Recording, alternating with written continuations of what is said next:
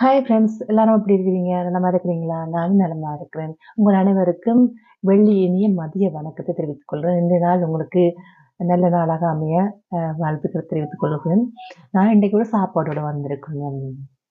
என்ன சாப்பாடு என்றால் ஆப்பிரிக்கானிஷ் சாப்பாடு. பூஃபு கேள்விப்பட்டிருப்பீங்க தானே? இது எனக்கு ரொம்ப நாள் ஆசை. அவங்க சாப்பிட்றது எல்லாம் செய்கிறத பார்த்து பார்த்து எனக்கு ஒரே ஆசை சாப்பிடணும், ஒரு நாளைக்கு செய்யணும்னு. அதுக்கு டைம் எனக்கு கிடைக்கல. இந்த தடவை எனக்கு கிடைச்சிருக்குது. இந்த ரெசிபியை நான் டிக்டாக்ல ஒரு சகோதரி வந்து செய்து காட்டியிருந்தா அதை பார்த்து தான் நான் செய்தேன். நான் இன்றைக்கு காலையிலேயே செய்து வச்சிட்டேன். நல்ல சூப்பராக வந்திருக்குது. இப்படித்தான் சுற்றி வைக்கிறவங்க. அதே மாதிரி தான் நானும் செய்து முடிய அதை இப்படி இதில் சுற்றி வச்சு நான் யா காட்டணும் உங்களுக்கு.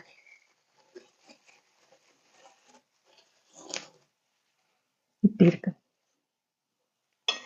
அதுக்கு துணைக்கறியாக நான் ஃபிஷ் கறி தான் செய்தேன். சின்னில் உள்ள ஃபிஷ் அது தான் செய்தேன். நான் டொமாட்டோ எல்லாம் போட்டு நிறைய வெங்காயம் எல்லாம் வெட்டி வதக்கி மற்றும் முட்டையும் அடித்து ஊற்றினேன் அதோட சேர்த்து.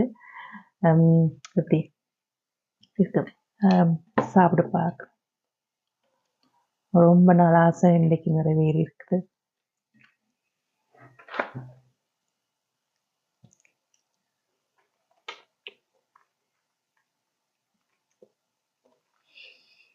அருமையா இருக்கு. ரொம்ப நல்லா இருக்கு.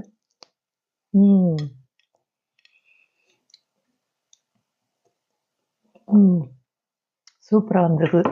ரொம்ப சந்தோஷமா இருக்கு. ரொம்ப நாள் ஆசை இன்றைக்கு நிறைவேற்றிருக்கு. நான் இந்த தடவை வாழைக்காயும் மரவள்ளிக்கிழங்கும், ஒரு மரவள்ளிக்கிழங்கு ஒரு ஒரு ஒரு சைஸ் அளவு, ஒரு வாழைக்காய் எல்லாத்தையும் எல்லாம் தோல் சீவி சின்ன சின்னதாக வெட்டிட்டு கிரைண்டரில் போட்டு கொஞ்சம் தண்ணி விட்டு நல்லா மிக்சியில் நான் அடித்ததுக்கப்புறமா ஒரு ஃபேனில் கூட நேரம் அந்த ஒரு பதத்துக்கு வரந்தனைக்கும் நல்லா கிண்டணும். கிண்டி ஓரளவு எங்களுக்கு தெரியும் தானே, அந்த த்ரெண்டு வரும்போது கொஞ்சோண்டு தண்ணி விட்டுட்டு கிளறிட்டு நீங்கள் மூடி போட்டு மூடி வைக்கணும் 10 நிமிஷம். அப்போ அதுக்கு நல்ல வடிவாக அவிஞ்சு திரண்டு அப்படியே வந்துடும். அதுக்கப்புறமா நீங்கள் எடுத்து இந்த ஃபிஷ் கட் போலியெல்லாம் சுற்றி போட்டு வச்சிங்கன்னா பூஃப் ரெடி ஆயிரும். அதுக்கு உங்களுக்கு பிடிச்ச கறியை வச்சுட்டு நீங்கள் சாப்பிடலாம். யா ரொம்ப நல்லா இருக்கு. நீங்களும் செய்து பாருங்க. சூப்பராக இருக்கும். நன்றி, வணக்கம்.